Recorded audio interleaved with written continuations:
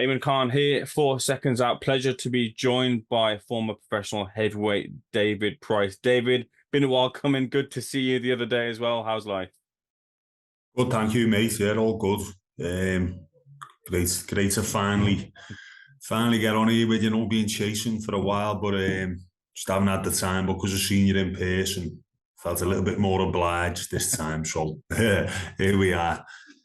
You know, persistence pays off, David, and I Yeah. appreciate your time. Let's get straight into it. First of all, I want to get straight into the heavy topics, the big topics. That being AJ-Dubois. We're going to be getting that big fight in September. You've had experience with AJ. One of the big stories surrounding you when you were a professional was the sparring story of you and AJ and how you'd essentially flattened him in that spar.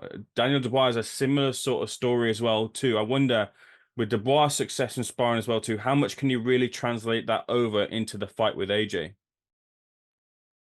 I think it's important to remember sparring isn't a fight, but there's different ways of looking at it. You can say that the sparring environment's different. The switched on maybe depends on how well you spar. What type of trainer you are. If you're more of a gym fighter or whatever, but sometimes your senses aren't as heightened in sparring as they would be in a fight, I suppose. But at the same time, you'll have a head guard on and bigger gloves. So that's on the flip side of it. So it all depends, really. And it was a long time ago when the Daniel Dubois.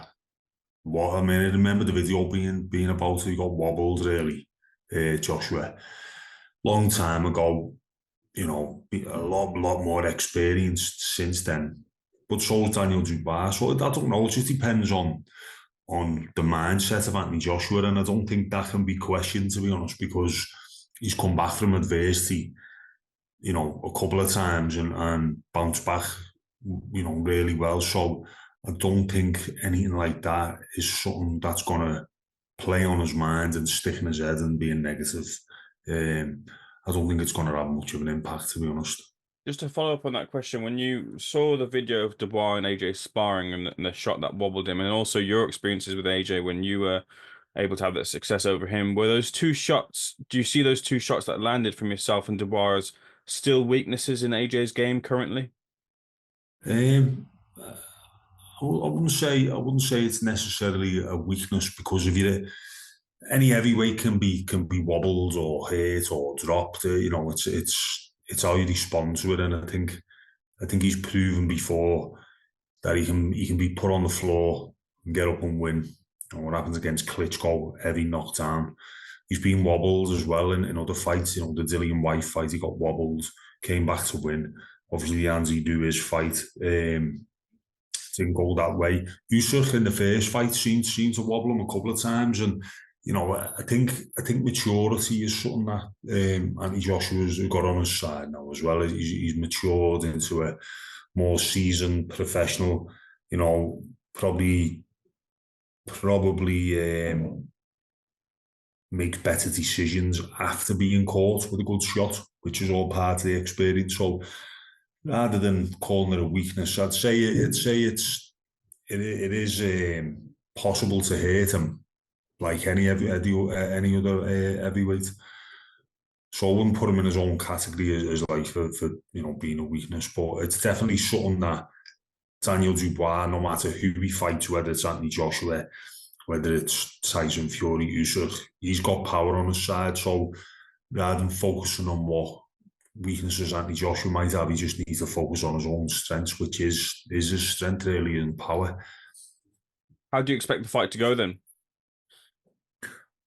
I think it depends how much punishment Dubois can take early on, because he is going to land clean, heavy shots early on, I think, AJ. And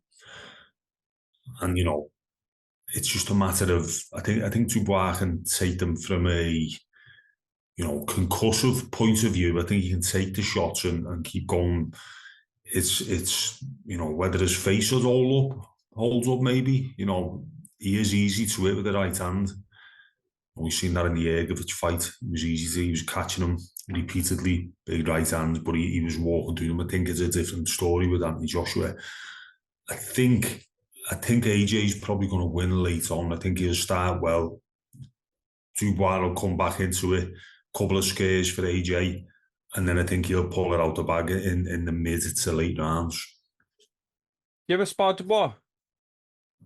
No. It was a bit before Dubois' time, or just never actually managed to cross paths in sparring.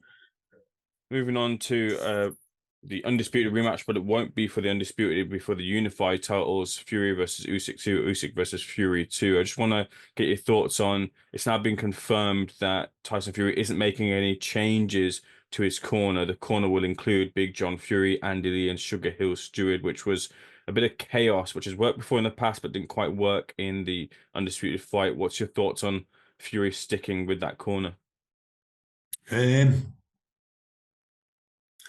Not surprised. Obviously, it's his dad at the end of the day, and obviously words will have been said and crossed after the fight if he thought that it was unhelpful for there to have been so much carnage in the corner between rounds, especially the later rounds, and it's something that's probably been addressed between themselves, and I'm sure the conversation's been had to make sure it doesn't happen again. I think if it weren't his dad and it was just another trainer doing that, I think he probably would have sacked him and not had him involved in the next fight. But, aside from the carnage and the chaos in the corner, I think Fury probably, more than likely, definitely values other attributes that his dad brings to the table by being part of his corner.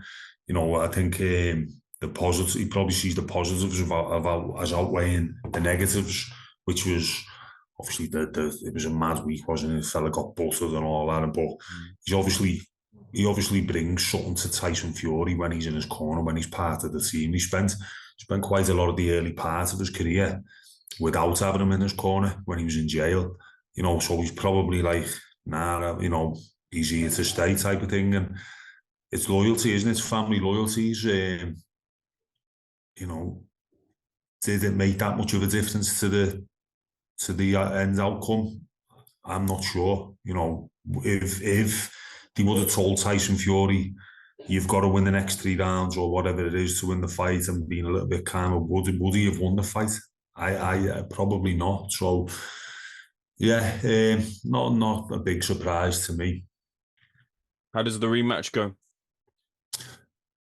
I think the rematch will be another Usyk points win. I just think it's going to take something extra special to beat Usyk, or Usyk's going to have to be on the decline. And I just don't think he's there yet. I just think he just finds that little bit extra when it's needed, pulls it out the bag, draws up on something from somewhere. You've seen it with the fight with any difficult fight he's in. The Chisora fight that he had, he just managed to pull away with it at the end. The Joshua fights, he just finds that a little bit more, even when his opponents are at the top of the game, which Joshua was in the second fight, I think. He just managed to pull something else out of the bag. He just got that extra bit. And again, with the Fury fight he did, because he was probably behind on the cards. At one point, looked like he was struggling. He just finds a way to win. And now Tyson Fury's always been that man who finds a way to win. But the one man he couldn't against was the other guy who always finds a way to win. And I think the same result this time. Do you think the Fury that you boxed in the amateurs, the one that had all the successes up until the Wilder fight, the one that danced his ways to victories and used the boxing IQ and skills, is still there?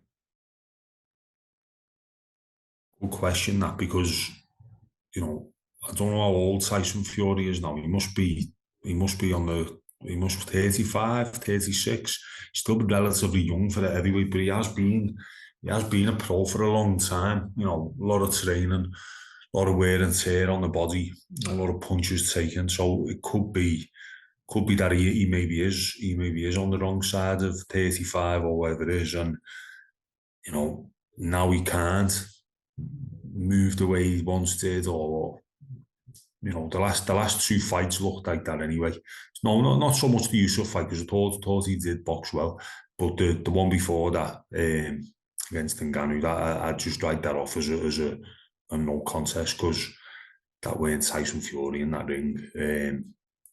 No, but thinking about what he's saying, I still think he can box the way he boxed against Wilder. I do, because he was having a boxing match with Usyk when the initial thought was he's just going to try and maul him, walk him down, big man him, and he weren't. He was standing back, boxing him, and boxing him. It was tit for tat, a bit like classical boxing match.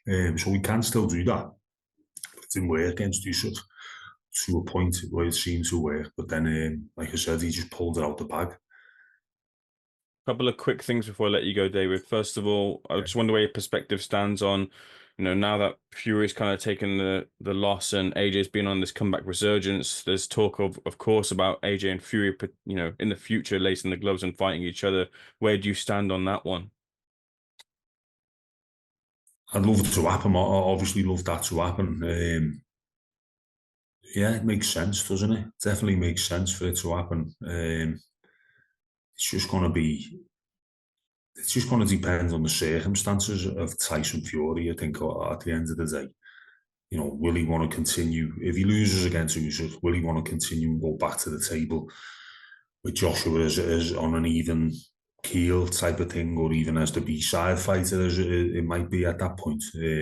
But money talks, doesn't it? And, however much £1 million they're earning, you can have as much money as the ones in the bank, but it's still tempting to come back for that little bit more, keep going for that bit more while they're still young enough. And it might just be a personal thing that he wants to fight Joshua. I know Joshua wants it to fight. Just a shame it hasn't happened just yet. But, if it does happen,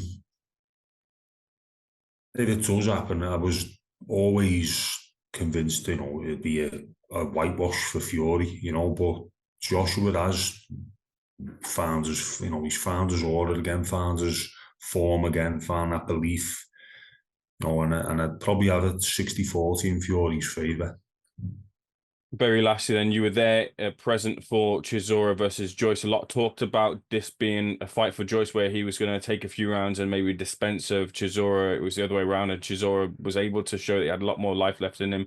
Dropped Joyce as well, too, on the way to a points decision victory. A lot of people now talking about potential fights for Chisora being White and Zhang, maybe even another fight with another top-level heavyweight. But what did you see in the ring last weekend, and what do you think for the future of Derek Chisora? Well, the same as everyone else, was just absolutely and admired his performance. It was a joy to watch, exciting. It had everything really, and that was just typical of Derek. But it was the best performance by him, in my opinion, probably since the Carlos Takam fight. But what a performance, and he just showed everything, and to pull it out the bag at his age is unbelievable. But obviously he's doing something right. He's 40, he's still super fit, still get the right, he can still do the rounds, his defence is still okay, his reactions are still okay. I heard a few things getting said that he was like walking on his heels during the fight and all that, but look, it was a hot pace that Joe Joyce brings. He's exhausted, but he kept pulling it out the bag, and he must be living a clean life to be able to do that at 40. So yeah, what a performance. I think the natural one to me would be Dillian White, but I like the Zhang fight. We've seen the Dillian White fight twice, and the Zhang fight is that's an attractive looking one. Like, definitely an interesting fight, that one. So I'd like to see that one, to be honest. David, a pleasure. I've already taken too much of your time. Thank you so much for speaking to the second. Thank you, hopefully, mate. the next conversation will be a lot more sooner. Yeah, just get in touch, mate. Thanks, Ayman. Good man.